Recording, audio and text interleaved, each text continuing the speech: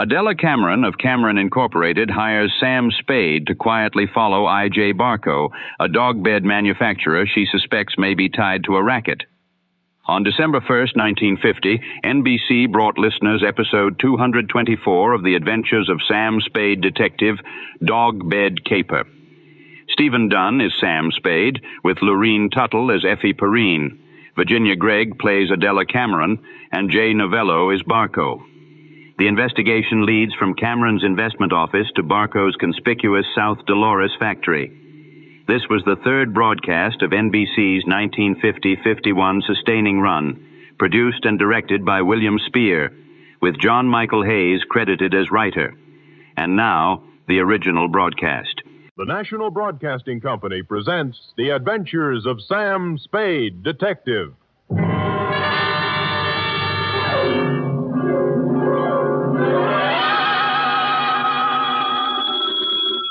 Sam Spade Detective Agency. Me, sweetheart. Sam, would you mind telling me where you are? Not at all, Effie, not at all. Let's see. I'm at the Ilrig Dana Rab Etile Sea Grog. I don't understand it, Sam, but I think I caught the word grog. Oh, you're shrewd, Effie. You see, I'm on the inside, and the lettering is printed on the outside. Now, if you'll wait, I'll go outside and read it the right way, and then come inside and... Never mind, I've already guessed.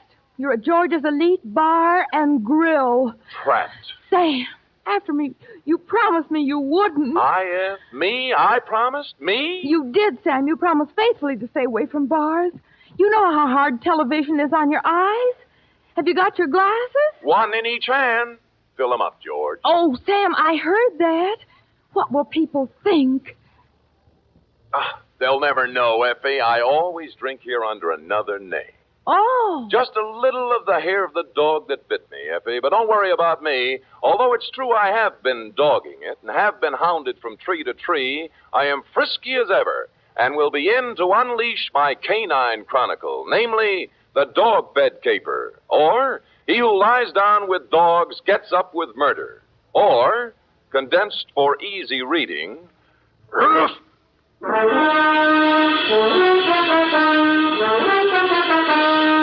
For NBC, William Spier, radio's outstanding producer-director of mystery and crime drama, brings you the greatest private detective of them all in The Adventures of Sam Spade.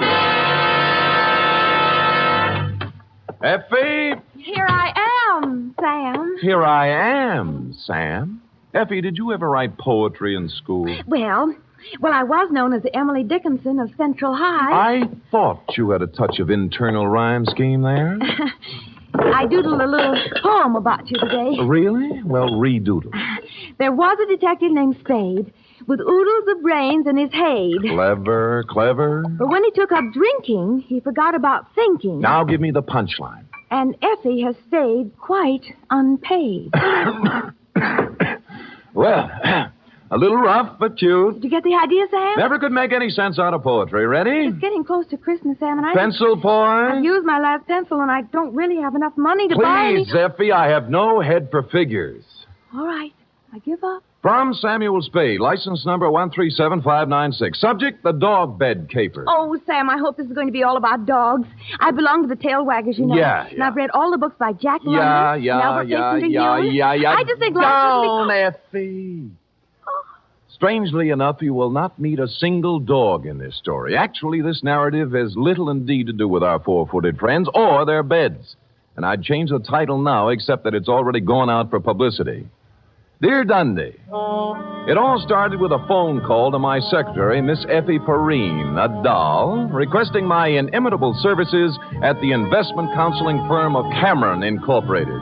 Clearing everything off my desk, 2 shoes with feet in them, my own, I went over. The firm of Cameron Incorporated was obviously not for the pushcart set. It was plush, ankle-deep rugs, imported drapes, and the receptionist. She had a plushness all of her own. I said hello in my plushiest voice, and she liked it. She said so. Oh, I like the way you said that. Say it again. Life is too short to go back even for a moment. The past is a dead thing, the present dying, only the future alive and vibrant. However, hello. Is there something? There is. Could I ask a question? Why not? I will rephrase the question. What time do you stop working this evening? Around 6. Care to have... Why not? There's a little bar around the corner, okay? Why not? Why not, indeed? Bring your own money? Well, come anyway. Your name? Celeste. Mine's Sam Spade. Who's Mr. Briggs? He called me. Major Briggs? Why, he's our chief accountant. I just happened to have my door open. Did I hear someone inquiring about me? This is Mr. Spade, Major Briggs. How do you do, Major? It's a pleasure to meet you in person, Mr. Spade. I'm the man who called you, you know. I'm grateful, sir. Now, what is it I can do for you and Mr. Cameron? Oh, it's not for me that I called. I haven't a worry in the world, and it's Miss Cameron. Oh. Old Cameron's been dead for many years now. I see. Whatever she wants, Mr. Spade, do a good job. We are all counting on you. Will you please announce Mr. Spade, Miss Roberts? Certainly, Major. If you'd excuse me. Nice to have met you, Major. Miss Cameron? Yes? Mr. Spade's here. Send him in, please.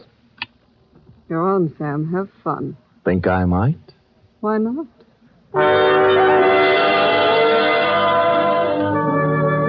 That girl had the most beautiful double entendre in town. Well, to get on, Adela Cameron was a career woman, around 29, although the tailored suit made fine detective work difficult.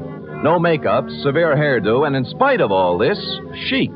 In fact, as we shook hands in a most businesslike manner, I had the feeling that something warm might well spring up between us. Something like a warm mutual dislike, maybe. But something. Most men simply cannot be told anything in confidence. They gossip. That's a switch. I don't appreciate your humor, Mr. Spade. I accept your apology. I will tolerate you because of your reputation. All right. I'm going to give you a very difficult job to do. Miss Cameron. What is it, Major? I'm sorry to interrupt you, but Courtney Pierce is on the phone. Mr. Spade, this is Major Briggs, our chief accountant. We've already met. Mr. Spade. Now, Adela, Pierce wants us to unload his short-term governments and buy American cattle. He's dividend crazy. AMCAT's declaring one in January, and he wants it. Well, let him do it. Well, I just want to protect your interests.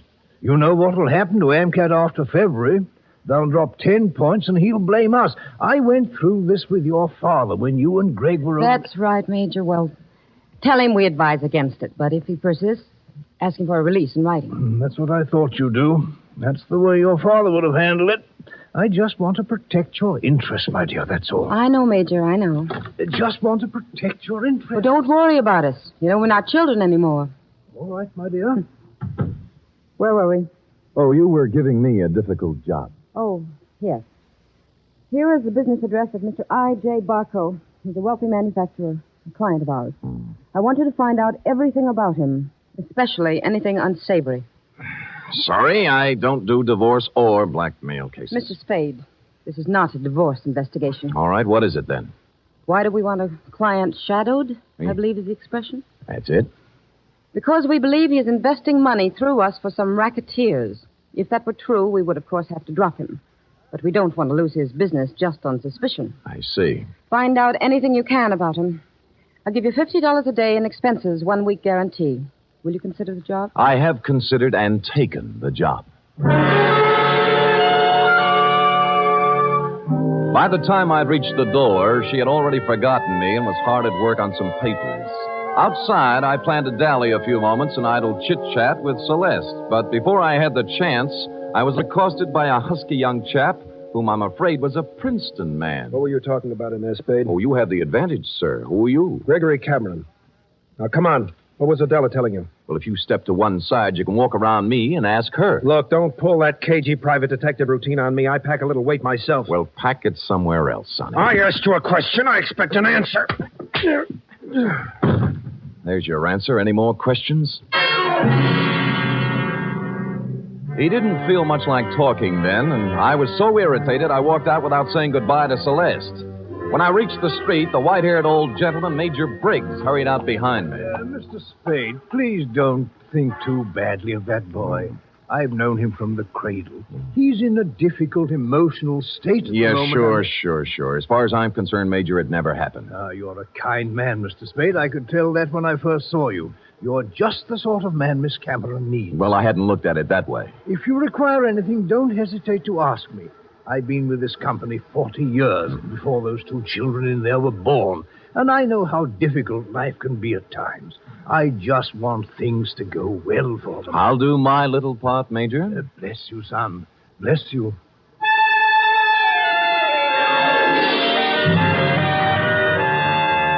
I started to work. The card Adela Cameron had given me revealed that my quarry, Mr. I.J. Barco, was of all things a manufacturer of dog beds. I sat down on a hydrant to think this over and then followed the scent of horse meat on over to his factory on South Dolores.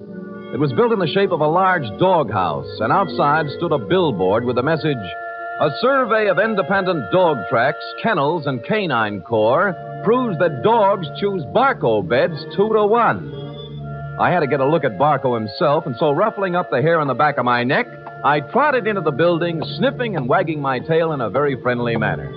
It was very easy to see Mr. Barco after I lied a little about my connections. What was that name again? Senor Don Jose Martinez Sada Morales, but you may call me Sam. And you represent a group of retail outlets in South America. Oh, I do indeed. We have our eye on your dog beds, Mr. Barco. Well, now, let's take a look at our catalog here. Now, say you had a Great Dane. You'd want something regal like this Louis XIV. Ever see a more beautiful bed? Well, not lately, but Mr. Barco... Down, boy, down. Now, here's a number that's very big this season with English Bulldogs, a Sheraton, natural wood finish. Lovely, huh? Arriba. And, of course, if it's an Irish Terrier, here's a purely gag present for his sense of humor. A Murphy bed. Get it, Sam? Irish Terrier? See. Well, of course, we wouldn't ask a dog to sleep in a Murphy bed. Oh, Mr. Barco, I'm afraid I don't see anything here I like. What's this? Do I understand you, sir? You are refusing this small speck of comfort to the one unselfish friend that man can have in this selfish world? Well, I'm not refusing anything. I just don't happen to... The unselfish friend who, if fortune drives you forth an outcast into the world homeless, will ask no higher privilege than to be at your side to guard against danger. But Mr. Barco... Faithful unto death, there by your graveside will be found the noble dog, My his graveside? head between his paws, his eyes sad but watchful, faithful...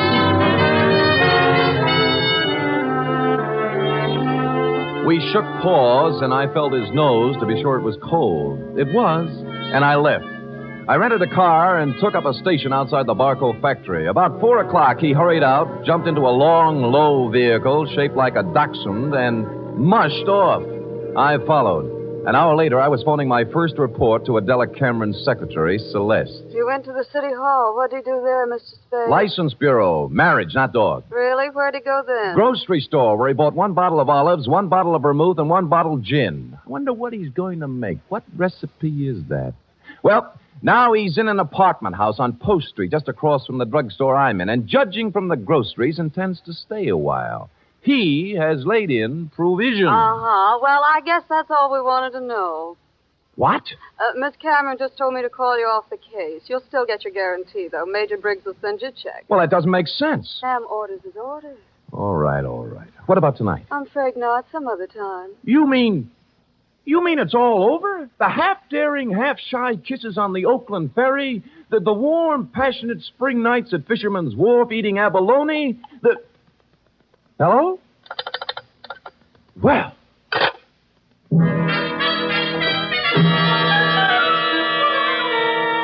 Puzzled, as who wouldn't be, I walked slowly back to my car. But before I had a chance to get in, I saw I.J. Barco hurry out of his apartment house. But he didn't enter his car. He came right for me. Spade! Just a minute, Spade. So sorry, my name is Don Jose Martinez Sada Morales yet. Don't kid me, Spade. I'm not as stupid as I acted today. Huh. Look, I know why Adela Cameron is following me, and you don't. And you'll never find out, any more than the other 4 detectives did. I was the 5th choice? Well, I shall speak with my agent about this. I'm going to tell her in person that this foolishness has to stop. If it doesn't, she'll live to regret it. One more thing. I presume you're going to follow me. Well, I'm turning right on Market and heading out to 1217 Ridgewood Place. You shouldn't have any trouble.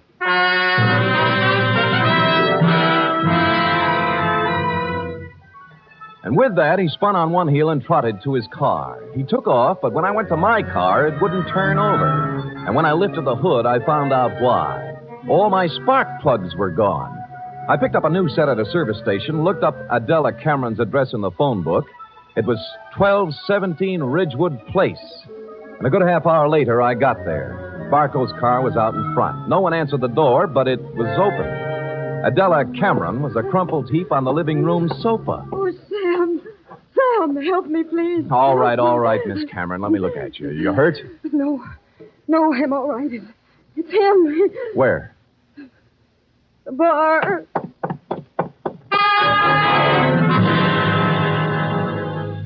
I hurried into the bar and was met with a strong odor of scotch. A bottle of it had been broken, and holding the neck of the bottle in one hand was I.J. Barco. He was on the floor, his hand slowly opened. The glass rolled out, and he died.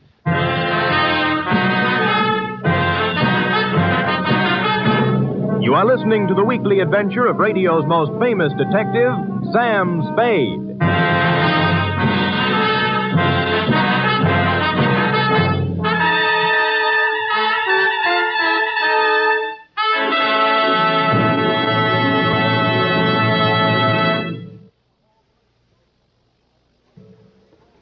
Act 2 of tonight's Sam Spade in just a moment. Meanwhile, here's news of other goings-on on NBC. There's no doubt about it, it's the big show. Not just any big show, but the big show. Brought to you every Sunday night over most of these NBC stations. An hour and a half of the very best in comedy, music, and drama. Your stars this Sunday on the big show include Fred Allen, Margaret Truman, Douglas Fairbanks, Danny Thomas, Mindy Carson, and many more. All presided over by the glamorous Tallulah. No wonder it's the big show. Saturday night on NBC means mystery with the man called X, a man without a name who travels the world over on missions of intrigue and peril. Herbert Marshall stars as the man called X tomorrow and every Saturday evening on NBC.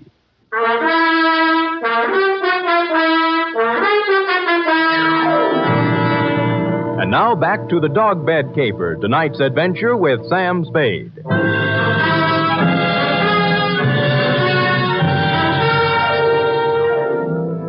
It took 3 bullets in the chest to finish off I.J. Barco. He'd apparently been standing there pouring a drink. Barco broke the bottle as he fell.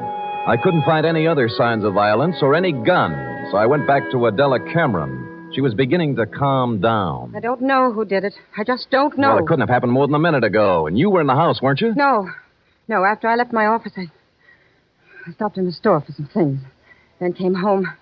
When I was driving down Ridgewood, I heard some sound. And you thought they were a car backfiring? How did you know? I've heard this script before. Don't you dare accuse me of killing that man. It's not what I think that counts, but what the police accuse you of. Sam, I heard those sounds. I came in the house when I went into the bar. You didn't notice Barco's car out in front? Oh, I suppose I did. I don't know. I don't remember. Uh-huh. Who are you calling? Homicide. Sam, wait a minute. Just a minute, please. Wait for what? I want to tell you some things. All right. Go on. I kind of get the feeling I was hired to put the finger on the dog's best friend. That's not the way it was. The last thing in the world I wanted was for him to be killed. Well, murdered, I mean. All right, what did you want? I'll tell you the truth. Why I really had you watching Barco. I'd be curious. We handled his investment account. My brother Gregory... We ran into each other. I heard. Well, Greg took $150,000 of Barco's money and invested it, without my knowledge, in a television company. I hear that medium's making money. But it turned out this company was just a front for some men who wanted to build a gambling syndicate up north. You mean your brother didn't know that? He knew, but there was supposed to be big money in it. He was going to give Barco a good profit and take the rest for himself. And Barco found out and threatened suit or something. He never would have known, but the deal fell through and the gambler said the money was gone. Then he asked about the investment. What could Gregory and I tell him? What did you? Unfortunately, the truth. We said we'd make up the money with interest, but he only gave us 90 days. We couldn't get it by then. So you didn't shoot him, your brother did, eh? No, Sam, no, he couldn't have. I know Greg. He'd have more sense. In my brief meeting with him, I didn't think he had any sense. Just one more thing before I call the police. Sam, don't call them. Help me get him out of here. Somewhere. No dice. Oh, Sam, don't let my whole life be Stop it. You set me on Barco to find some blackmailing material, yes? Yes. And then why did you suddenly call me off the job tonight? I didn't. Your secretary said you did. I didn't tell her anything of the sort. Can I have that phone now?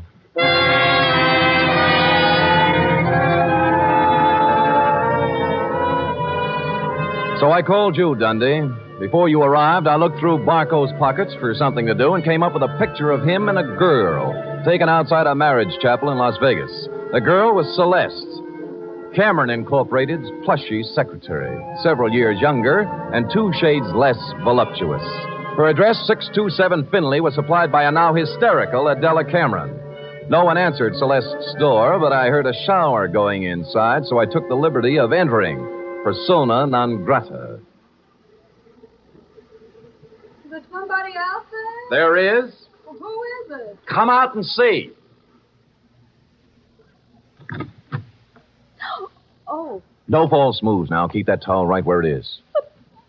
Am I doing here detective work? And I must say I've already found out a great deal. Sam, I'll admit I did express some interest in you, but if you recall, I told you not tonight. It's my only night off.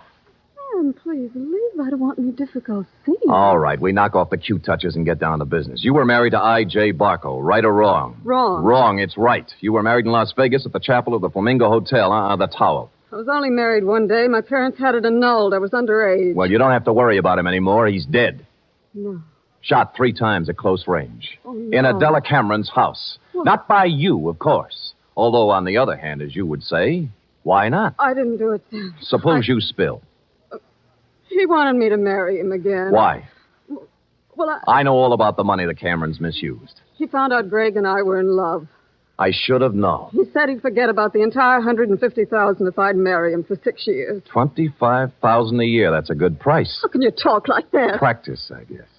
So, Gregory had another good reason for killing. He didn't, Sam. I know he didn't. Anything that would stand up in court? I don't think so. Suppose we say you called me off Barco's tail so Gregory could get at him. I didn't. I called you off because I was supposed to meet I.J.'s apartment tonight and give him his answer. I couldn't do it with you there. Flimsy, but it might hold. The truth. I was going to see him, but I changed my mind. Any particular reason? Well, you saw him. Would he be the kind of man I'd marry? Well, you did once. Well, it looks bad for Greg. Because someone at Cameron Incorporated knew Barco was going to be at Adela's house. Sam, will you do me a favor? Maybe. Give me an hour. Then I'll go wherever you want. I'll tell you anything you want to know. Why an hour? Because if I'm going to live with myself, there's something I have to do. Well? Please, Sam. If you do, I'll give you some information you might want. For example? There was someone at Cameron Incorporated who knew that Barco was going to Adela's house.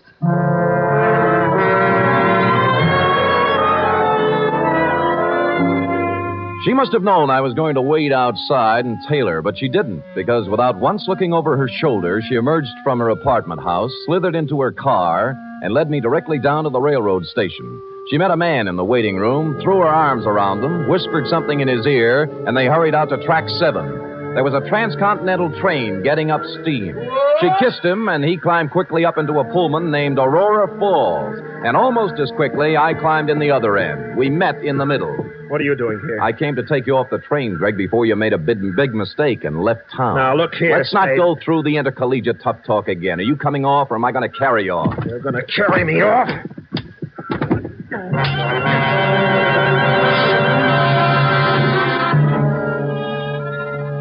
And I did.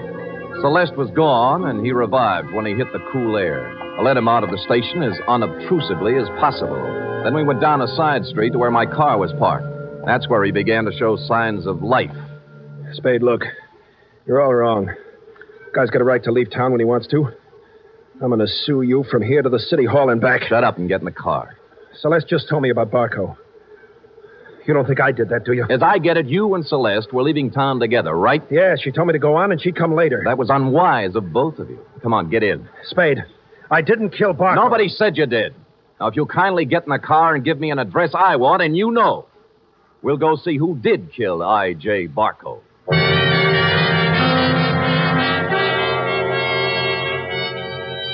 He gave me the address I wanted and said I was crazy. I told him why I wasn't, and he began to see the reason of it. Never have I gone to pick up a murderer with more distaste. When we knocked at the door, I had a gun in my hand, but it wasn't necessary. Oh, come in, Mr. Spade. I knew you'd be along sooner or later. I don't like what I have to do, Major. Major, it can't be true. It just can't be. Come in, Gregory, my boy. Come in. A little Madeira first before we start to talk. Madeira? How can you talk about wine when a man's accusing you of murder? Oh, I don't think it's so unreasonable, Greg. After all, I did kill the unfortunate Mr. Barco, and this might be the last Madeira I shall ever have. Mr. Spade. Thank you, sir. Greg? I don't want any wine. Spadey's out of his mind, and so are you. I'm afraid not, Gregory. Oh, that was a vintage 1900 Madeira you wasted, Greg. Twice as old as you. Stop it. Stop it. I'm sorry about what happened, Greg. I would have spared you and your sister this unhappiness if I could have. But destiny was against us all. You knew he was going to Miss Cameron's house, didn't you? Yes. Just before I left for the bank with the weekly deposit, he called for Miss Cameron, and I took the call. I told him she was gone, and he said he was going to her house. It was to be an ultimatum. The money in 24 hours or exposure. But you didn't have to... Kill him? Certainly not. It was a crime of passion. I take the weekly deposit to the bank every Friday, and I always carry a gun. Silly me carrying a gun. Never had to use it, but the bonding company requires I carry it. Well, I went directly from the bank to Miss Cameron's house. I wanted to help her face Barco. Was she there? Oh, no, Mr. Spade. She'd apparently stopped downtown to do some shopping. So I faced Barco alone. I asked him point blank to give these young people more time, but he just laughed at me. He said the only time they'd get would be in jail, so... It happened. Well, I hadn't intended to, but I became angry. Suddenly found the gun in my hand, and the thought crossed my mind, my life is just about over, and yours, Greg, is just beginning. It was easier to pull the trigger than I would have realized. Oh, Lord. More Madeira, Mr. Spade? Thank you, Major, but no. Well, allow me to present the bottle to you as a gift. I'll get my hat and coat. Greg, my boy, I'm sorry. You're sorry. Major, I wish I'd never been born.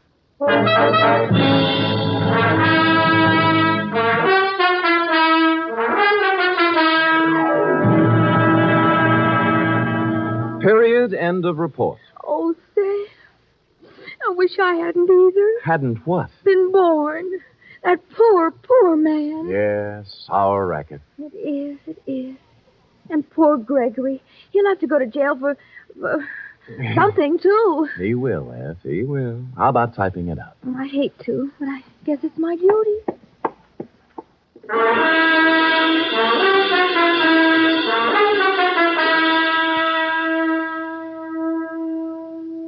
Three chimes mean good times on NBC. There's no cover charge at Duffy's Tavern. Just keep your dial on this NBC station this evening as Archie the Manager, played by Ed Gardner, and his remarkable friends serve up another Blue Plate special of grilled English language, fresh laughs, and whimsy a la mode. Another Friday fun favorite is The Delightful Life of Riley, starring William Bendix as the beleaguered Chester A. Riley.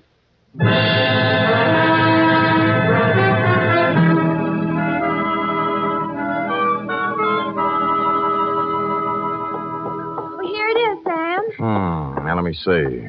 Uh-huh. Murder's all in place.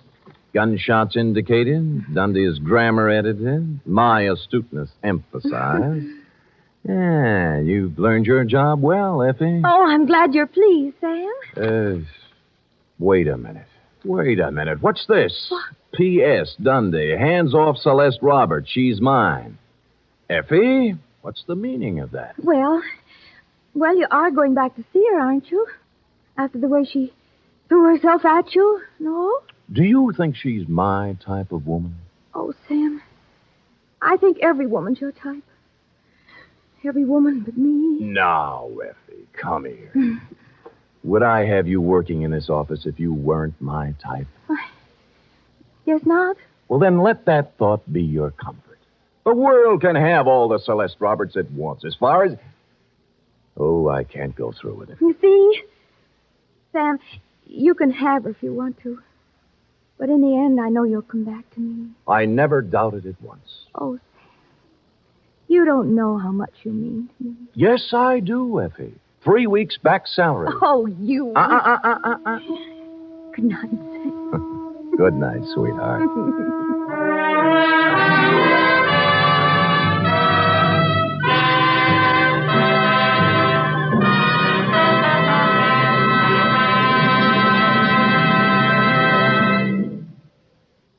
The Adventures of Sam Spade are produced, edited, and directed by William Spier. Sam Spade was played by Stephen Dunne. Lurene Tuttle is Effie. Script for tonight's adventure by John Michael Hayes and Dick Powell. Musical scoring by Lud Gluskin, conducted by Robert Armbruster.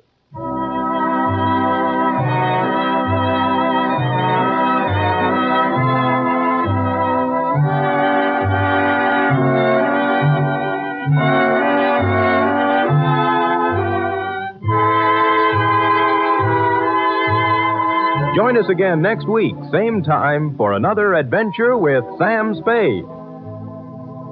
Hear the magnificent Montague, then visit Duffy's Tavern on NBC. Our time with Sam Spade's Dog Bed Caper has come to an end. Follow the adventures of Sam Spade Detective for more classic detective radio.